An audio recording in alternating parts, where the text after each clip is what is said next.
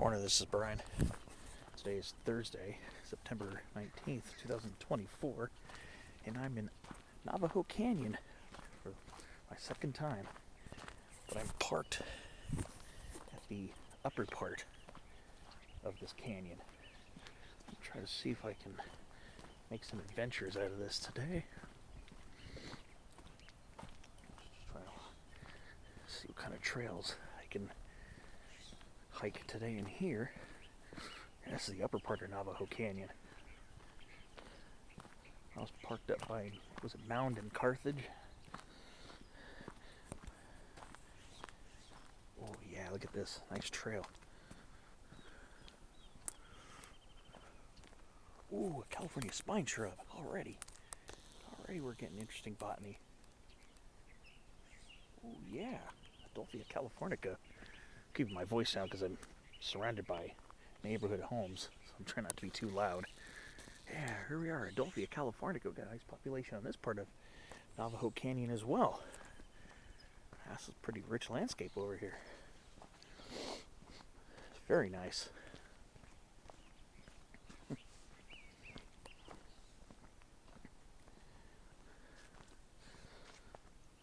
This is beautiful.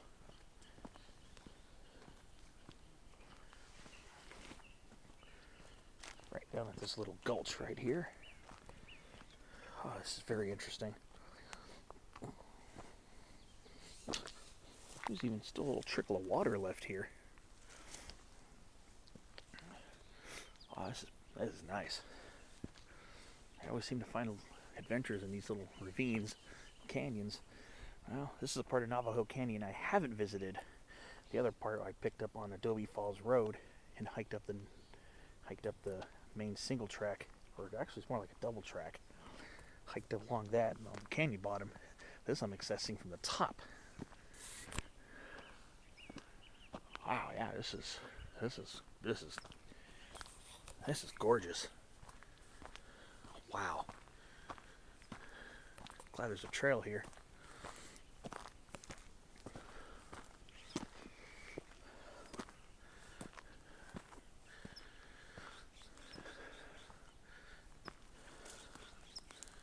Wow, yeah. That's neat.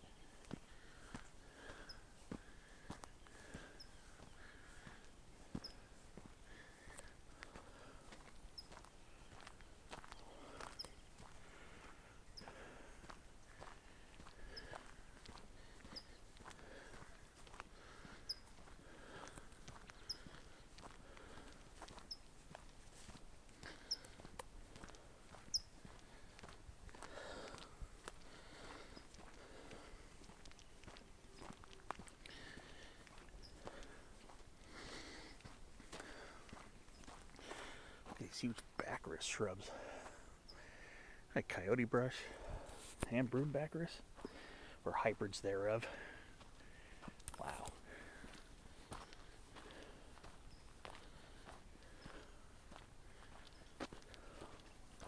These are huge.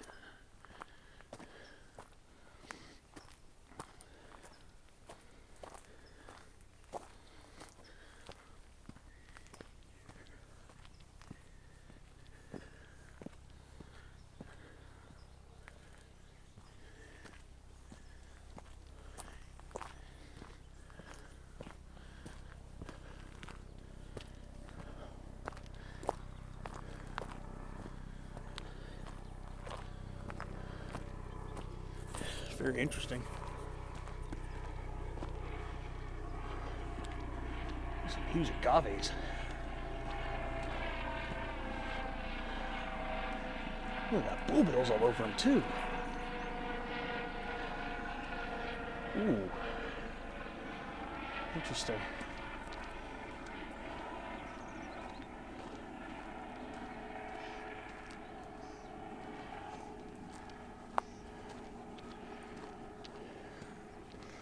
Alright.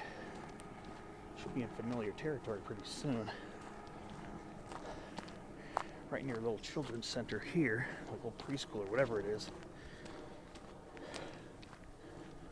What's this?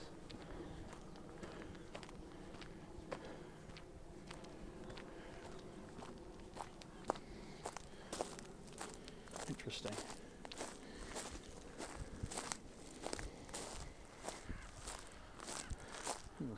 Italian stone pines.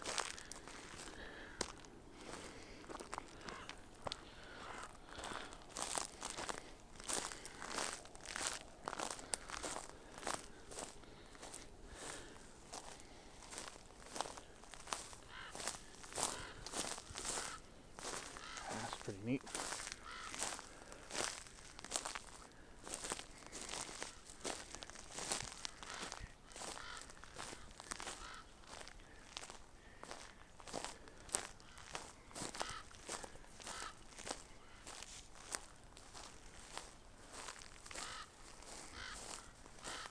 Wow. Nice view.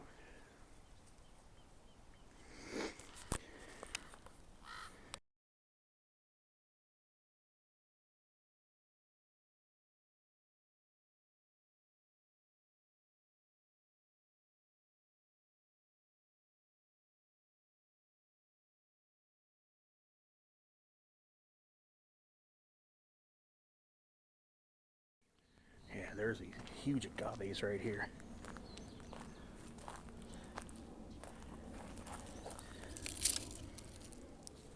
Yeah, these are bulbils.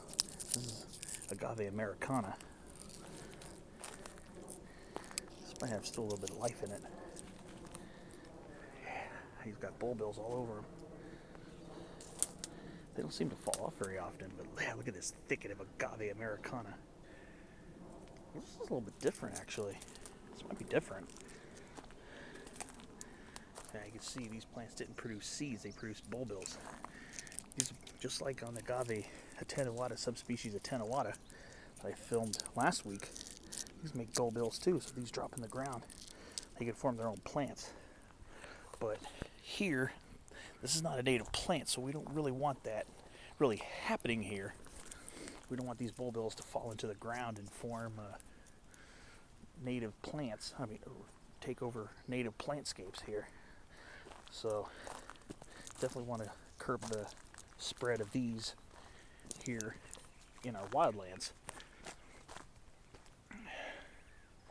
As cool as they are, they are not native. It's such a serene scene up here. There's really no legal trail going that way, and I didn't want to go through near the children's center. Well, this is going to be a very short adventure today. So what do we have grown over here? Since I'm here, may as well botanize it. What a surprise. Beautiful laurel sumac, Melisma laurina, right here on the canyon rim. And of course our drought dormant or summer dormant California sagebrushes, pretty dominant coastal sage scrub species over here. Artemisia californica. And yes, we do have a lot of broombaccaris too. Well, you saw me walking through that stand of baccaris over there, like those had hybrid influence. Those were hybrids, I believe, between coyote brush and broombaccaris. Of course, lemonade berry or lemonade sumac, Rus integrifolia, still full of those sticky red drupes. There's a lot of that growing around here. And we got these curious prickly pears. I'm assuming are coast prickly pears, but have to kind of see.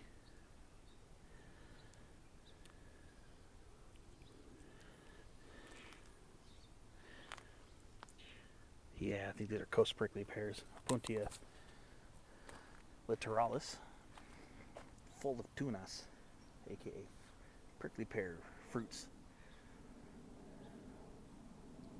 Yeah. Wild edible here in San Diego. Yep, got wild edibles in San Diego. Yes, we do. So this piece broke off from the parent plant. Probably gonna make its own roots. But yeah, right here on this mesa top, just mere feet away from suburbia, you can find a pretty cool little adventure if you're willing to venture out. Yeah, it's pretty nice. I'm gonna go and start walking back this way. Maybe get a couple pictures on the way there. Look at that lemonade berry or lemonade sumac. That one's a nice tall one. That's a nice handsome one right there. But yeah, this agave. Yeah, this agave is full of bulbils. Pretty interesting.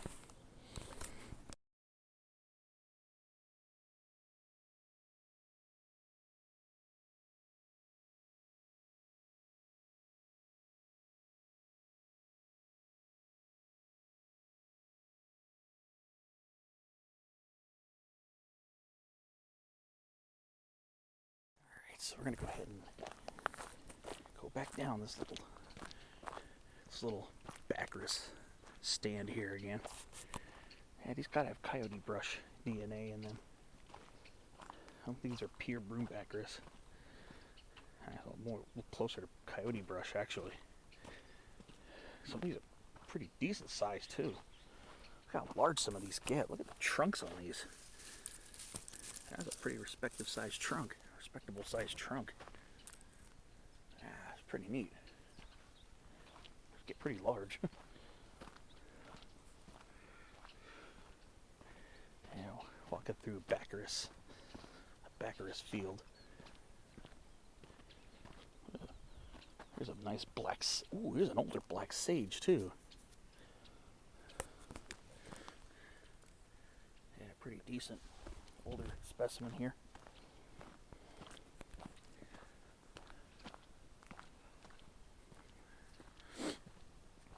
Yeah, it's pretty nice. The trail goes on the other side. I hope it does.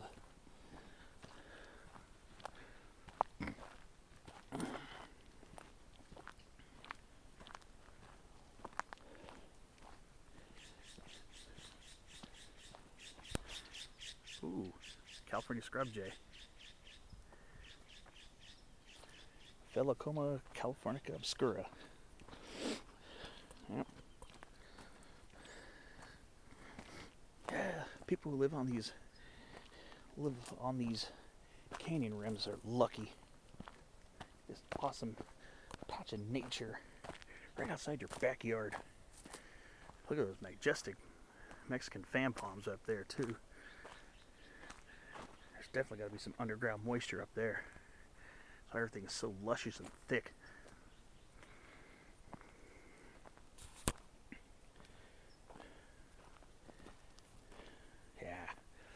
Yeah, the Bacchus are starting to bloom. They're starting to bloom right now. And what we've got here, western ragweed, also starting to bloom too. Oh, and a Canary Islands date palm seedling. Okay, very interesting. Yes, cool little drainage here, a little gulch coming out from the neighborhoods. Still nice and damp in here too, which is pretty cool. Except broadleaf cattail right there. Wow. Man, this is cool. We got a little honeybee right here. These western scrub jays are really going crazy. Wow. A little pocket of fun right here in the middle of suburbia. It's usually where the fun begins.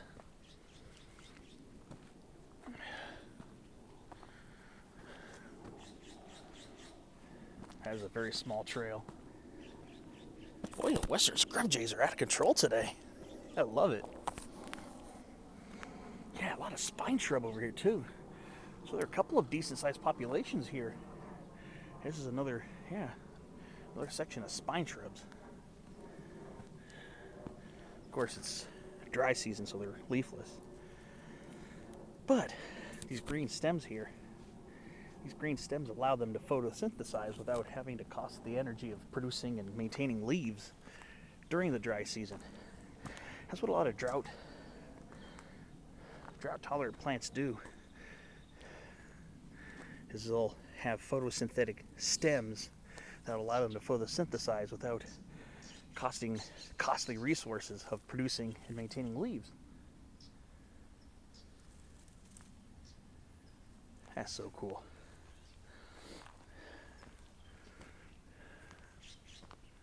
listen to that.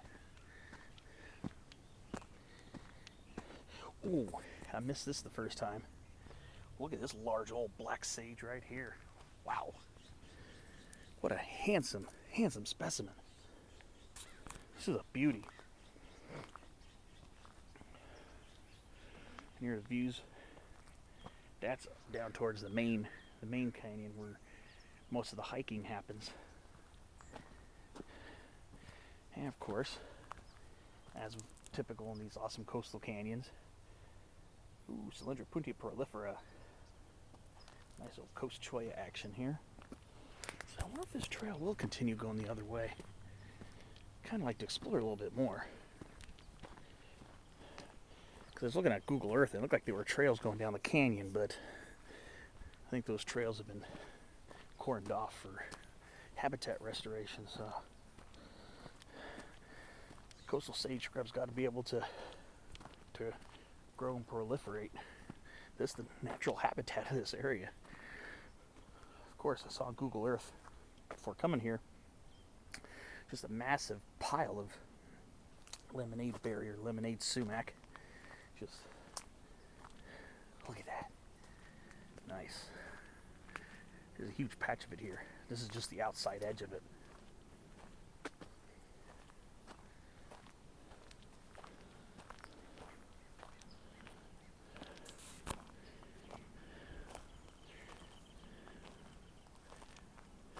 Of course, an Audubon's cottontail. Of course. No surprise there.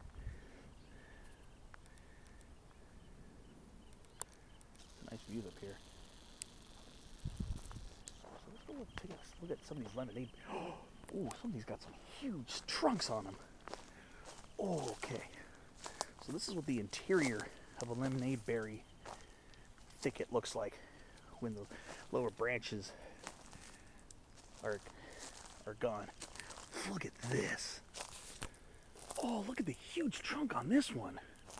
Ooh. Wow. Yeah, I told you this is a pretty big thicket of it here. Amazing. Look at this. This is an old growth Rus integrifolia right here. Wow. This is incredible. This is absolutely incredible. I love it when there's a big opening, because usually these things are completely covered in branches and everything, and you can't even get them. But on the rare event, you can step off and enjoy one of these. Take that time. Look at how huge this is. This is almost the size of a medium tree trunk. Wow. This is incredible. This is absolutely incredible. I love this species. Rus integrifolia never ceases to amaze me because of the way these things grow, how big they can get. It's just amazing. I need to get a few pictures of this. And it looks like this one, first of all, this one became its own plant. It must have grown from one of these branches here. I'm assuming that one. To there.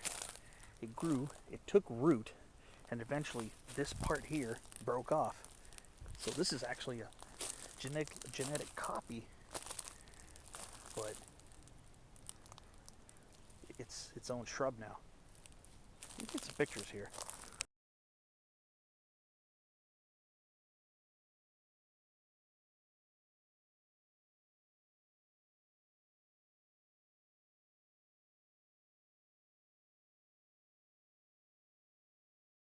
Tell you, these things never fail to amaze me. Rus integrifolia, what an incredible specimen. Usually the branches are all the way down to the ground, as you see here. When you get an open spot like that, you gotta check these out. Rus integrifolia is one of the neatest species we have here. Just the way it grows and how big they can get. And this is technically a shrub.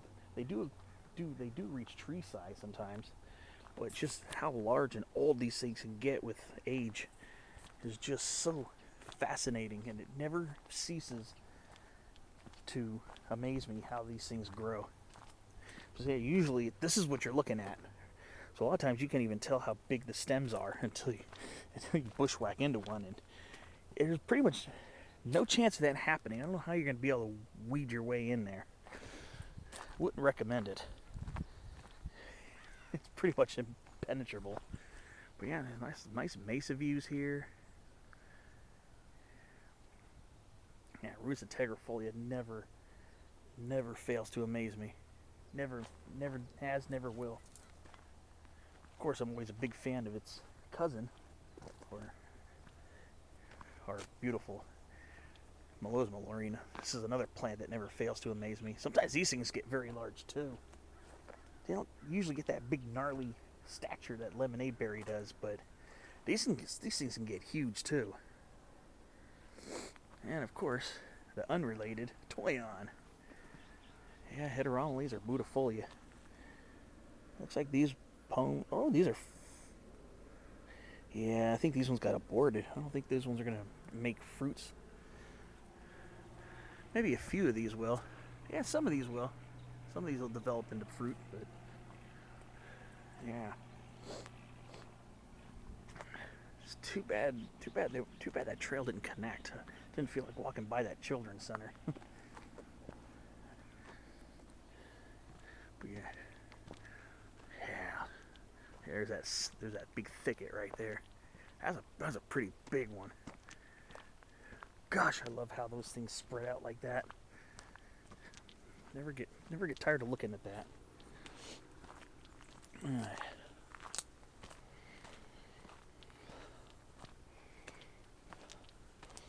Now, of course, more black sage here. There's even looks like even a willow in there. Some kind of willow. I think it's a Gooding's willow, I believe. Yeah, look at this handsome black sage. Pretty nice. That's where I'm parked right there. But on the way out, oh, I can't get enough of that. That is so cool. That is just enormous. Gosh, I love it.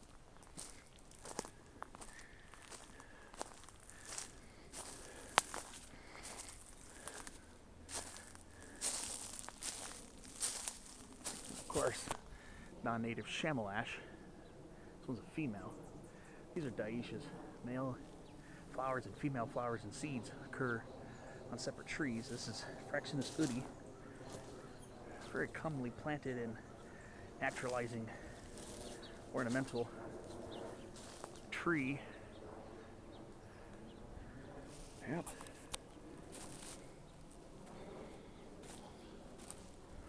That's a pretty decent sized trunk on this one. This is a pretty handsome, pretty beautiful tree. There's a lot of chamelash around here. There. That one's already shedding its leaves. They'll shed their leaves for maybe anywhere from a couple weeks to about a month out of the year. And unlike most other ash trees, they'll send out new leaves right in the middle of winter, usually.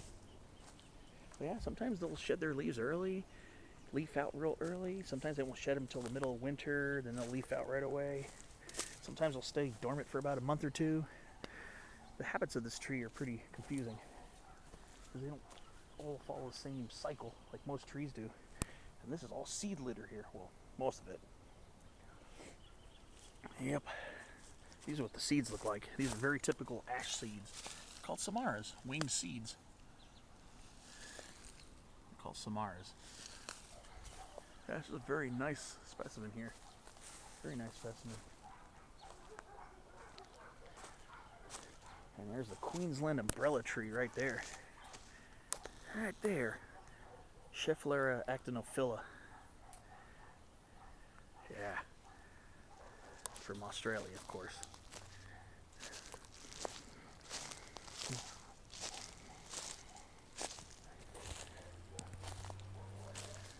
And here's another chamelash thicket right here. Looks like it was cut down and regrew. And we got some kind of euphorbia.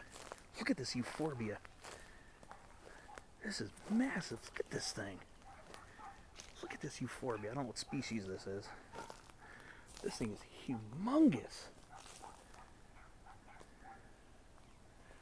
Oh my gosh, look at this. This is not a cactus, this is a euphorbia. These should be cactus plants here, but I don't know what species these are. These look like, yeah, these are cactus plants. But euphorbias, they are not related to cacti. They're not related to cacti. Yeah, look at this Schefflera actinophila right here. Queensland umbrella tree. It's a member of the Araliaceae, the Aralia family.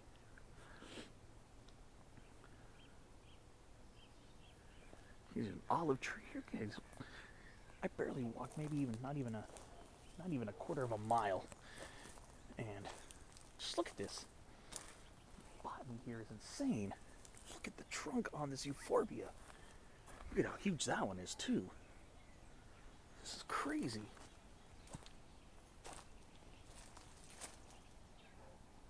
There's even a queen palm over there. This is outside of the property lines. Even a queen palm right there. Man, in front of those Mexican fan palms. Yeah, this smaller one. That's a queen palm right there. Yeah, so these are the seed capsules. Yep. 3-chambered seed capsules, very typical in Euphorbiaceae. So this is a euphorbia. It is not related. Besides being a plant, besides being a plant in the kingdom Plantae, it has no relations other than that to these, which are actually Cactaceae right here. I don't know what species these are.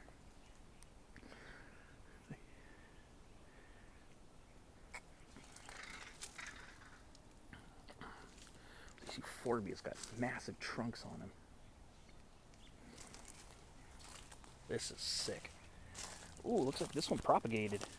Probably a piece of this one broke off. I gotta find out what species these are. No, these aren't giant saguaros, even though they're kind of slightly similar. They're not giant saguaros, I'll tell you that. There's another chamois ash right here. Let me get a few pictures of this and poke around for a few more minutes.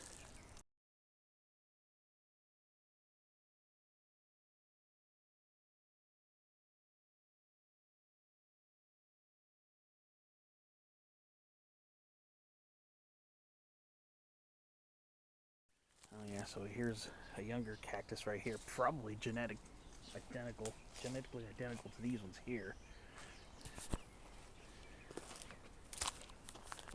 Oh, here's a piece that fell from this cactus.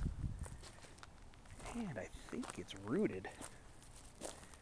Yeah, you can tell these plants have survived. They're rooted. If you look there, those little brown things sticking to those are roots. So this piece fell down. But you can see new stems starting to rise up. So you can tell that this plant is another one that can resprout. It can sprout roots from material that is broken off. And here's another euphorbia. If you're really allergic, I wouldn't suggest really touching these too much because they do have milky sap that can be very toxic. So just be aware. If you're gardening with these, probably want to wear gloves. But just look at the trunk on this.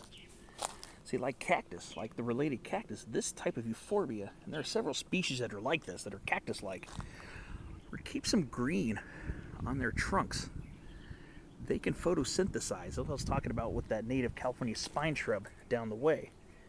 These are succulents, and they can also photosynthesize with their trunks and their branches.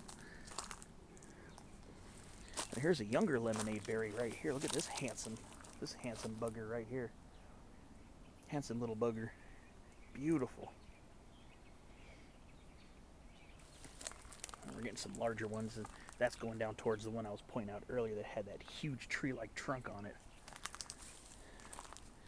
So yeah. Now you can see this is the wood. This is a woody plant. You can tell it's got wood here. I can see growth rings and everything, so this does produce wood. Cactus plants can too, though it's a little bit different. Usually it's a little bit different. They do produce some form of wood or xylem. But again, the cactus, a succulent, green stems, it photosynthesizes. So it's producing photosynthesis on this trunk. What a handsome plant. I will have to do some research to see what species of cactus this is and what species of euphorbia that is. I'm not sure if that's Euphorbia ingens. I'm not sure.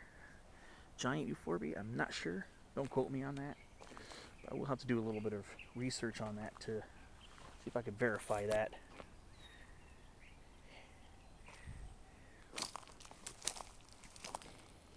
And then we got carrotwood, or tuckaroo. Companiopsis anacardioides. Wow. Yeah, this is pretty interesting. Very interesting little spot here. I'm glad I found it on the way out. Has those got purple flowers on them. Might be a type of cereus, maybe. I'm not sure. Let me get a couple more pictures.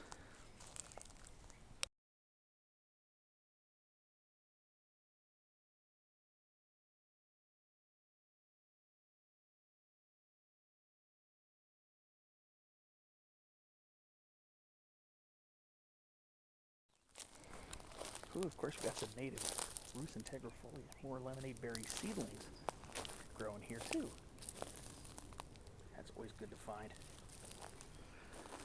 So yeah, there's a jacaranda mimosifolia tree right there. Pretty handsome, right by the little trailhead. Here's our chamelash too. Right here, that beautiful chamelash. Well, I think this is pretty much going to wrap up this video. Thanks for watching. I hope you enjoyed my little tour of Upper Navajo Canyon. For such a small area, there sure is a lot to see, especially if you're into botany like I am. I'll catch you on the next one.